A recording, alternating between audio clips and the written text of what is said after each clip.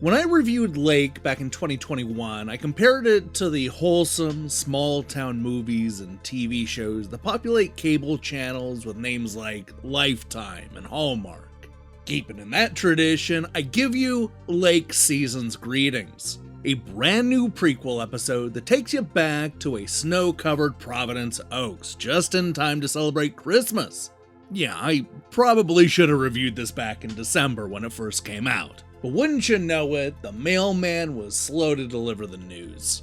Join me as I try my hardest to not get bummed out while reviewing Lake Season's Greetings.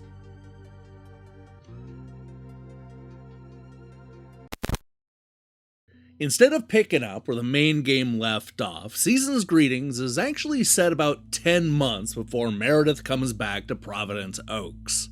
This prequel puts you in the shoes of Meredith's father, Thomas, who's so dedicated to delivering the mail that neither snow, nor rain, nor heat, nor gloom of night strays him from the swift completion of his appointed rounds. Sure, he's getting a bit older and isn't as quick as he used to be, but he loves his job and it's clear that he enjoys chatting with the sleepy community's many colorful characters. Now, where the main game's story mostly revolved around falling in love and possibly starting a new life in a small town, Season's Greetings isn't quite as focused. Part of this is because Thomas simply doesn't have as much of a character journey to go on. We're reminded early on that he's been delivering mail for the better part of 4 decades, so it should come as no surprise that he's beginning to contemplate retirement. And I suppose it certainly doesn't help that every single person playing this game already knows where he's going to end up after this DLC wraps up. Because of this, the game has more of an episodic feel, almost like the story is being told through short, uneventful vignettes. As the always trustworthy mailman, Thomas finds himself just stumbling into the game's many story threads. For example, a lot of the game is about a big city TV news crew that gets stranded in the small lake town. There's a budding romance between the show's segment producer and a hulky cameraman that we get to influence a little bit. There's also a comical thread where fellow postman Frank gets caught selling illegal fireworks to the locals and has to hide from his superior. You'd also spend your time ice fishing with Robert, who longs to meet a woman just like Thomas's daughter. And hey, if you're not already sold by that, then let me tell you about Christmas dinner, where Thomas pretends to be interested in the inane conversations being had by his wife's friends. One gives out her annual Christmas sweater that everybody is mysteriously allergic to, while the other hands out wildly inappropriate books. They end the night by talking about what it's like to get old. I'm not joking. And you know, that's what's both good and bad about Season's Greetings. On one hand, there's something really heartwarming and wholesome about the game's story. There's no life or death decisions, and nobody is ever in any real serious danger. These are just normal people living in the kind of small town where everybody knows what you had for breakfast.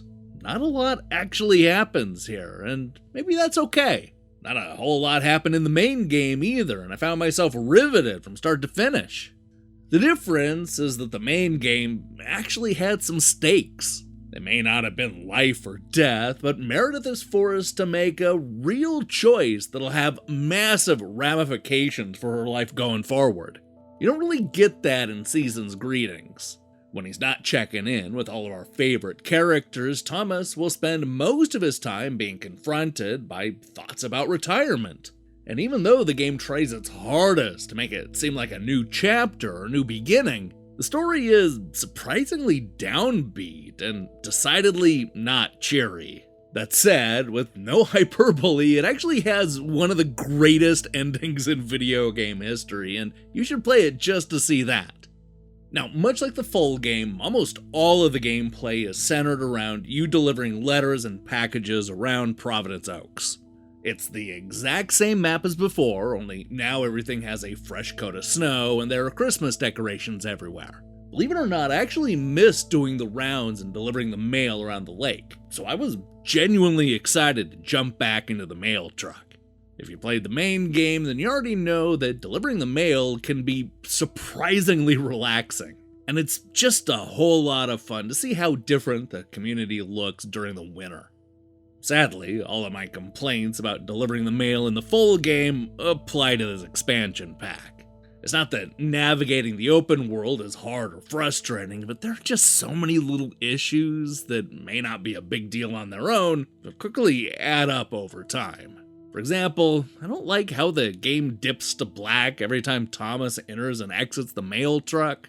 And that's not the only thing that slows the game down, because our hero moves at a snail's pace, even when he's running. He also, annoyingly, says the same 3 phrases every time he delivers the mail, some of which doesn't even make a whole lot of sense. And then there's the town's radio station. Now, I complained about the weird music choices when I reviewed the main game back in 2021. One of my gripes back then was that the soundtrack didn't include era-specific songs, but rather modern-day country songs that almost all came from one particular indie record label. Well, that's still an issue in this expansion pack, but there's actually an even bigger problem, and that's the repetition. With only 6 songs, you're gonna hear every single track at least twice during every delivery. Sometimes you'll hear the same song 2 and even 3 times in a row. I'm not joking. There's this witchcraft song by Swedish duo Thera that came on so often that I swear that it made up 80% of my drive time. The repetition is too much.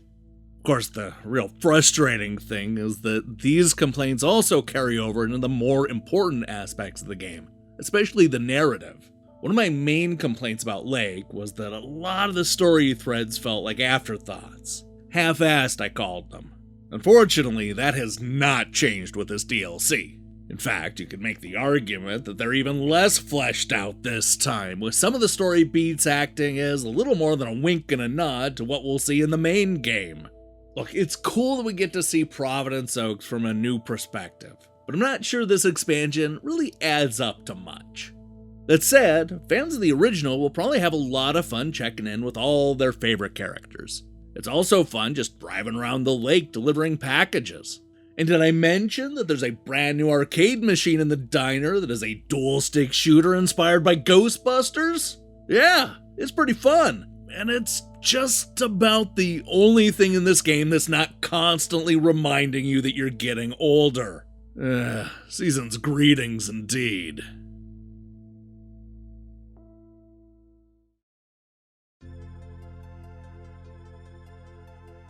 If you were charmed by the wholesome, small-town antics found in Lake, then you'll probably enjoy returning to Providence Oaks in this holiday-themed expansion.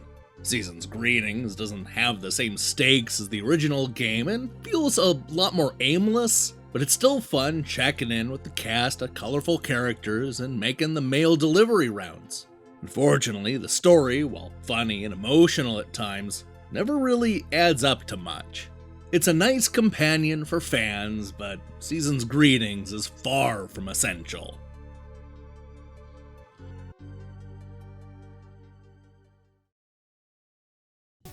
Hey, thanks for watching our review. Look, I know this came out in 2023, but it's still early in the year and I'm probably going to be mixing in a few games that I missed at the end of last year with the new 2024 releases. I hope you don't mind. Now, here's the question I have for you. What's your favorite video game expansion pack? It can be DLC or maybe something you bought on a separate disc. So let me see your picks in the comments below. In other news, we'll be back next week with a review of Regency Solitaire 2. While you wait for that, I strongly recommend you click that subscribe button and support what we're doing here. Until then,